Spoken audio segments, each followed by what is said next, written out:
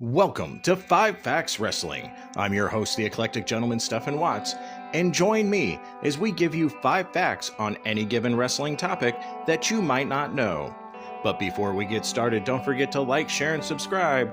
And now, let's get our wrestling nerd on. Today's topic, the world-famous Cow Palace.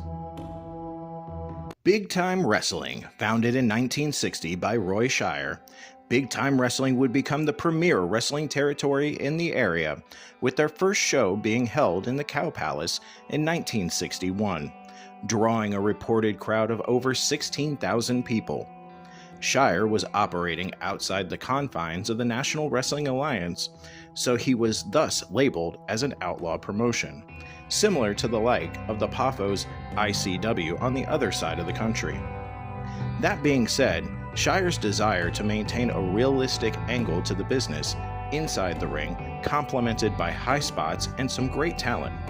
Shire would soon overtake the area, undoubtedly to the chagrin of the NWA. Shire would begin to build the first few years of the promotion around Ray Stevens as his top heel, running shows at the Cow Palace every Friday for years. Many talents would come in and out of the territory, including future Hall of Famers, superstar Billy Graham, Rocky Johnson, Rowdy Piper, and Andre the Giant. But perhaps one of the most influential was a young buck named Pat Patterson, who would go on to form one of the greatest tag teams of all time in the Blonde Bombers alongside Ray Stevens. Number 5. Its name. Located just outside of San Francisco, California, originally conceived following the astronomical success of the 1915 Pan-Pacific International Exposition's huge livestock expo. Plans were slowly put into motion to build a gigantic building that could house future events of that scope. Unfortunately, it would take well over 20 years, a depression, and the beginning of the Second World War before it would come to fruition. The building's name would end up being a play on words from a newspaper headline complaining that a palace for cows should not be priority when millions were unemployed and starving at the time.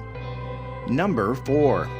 In 1948, the Ringling Brothers Barnum and Bailey Circus started its tenure as the Cow Palace's oldest continuous renter. From 1956 to 1999, you could watch the circus every year. Number 3. The Roller Derby World Championship playoffs were held at the Cow Palace every fall, beginning from 1959 through 1973, when the organization was disbanded. Number 2. The arena opened up in April 1941, but of course, on December 7th of that year, Pearl Harbor happens. During World War II, the arena was used for processing soldiers bound for the Pacific Theater. Number 1. The explosion of the starship USS Reliant, used in the movie Star Trek II: The Wrath of Khan, was filmed in the Cow Palace Auditorium. The pyrotechnic charge for the shot was suspended over the auditorium floor, and the explosion was filmed from below. And those were your 5 facts for today. We will see you tomorrow. Don't forget to like, share, and subscribe.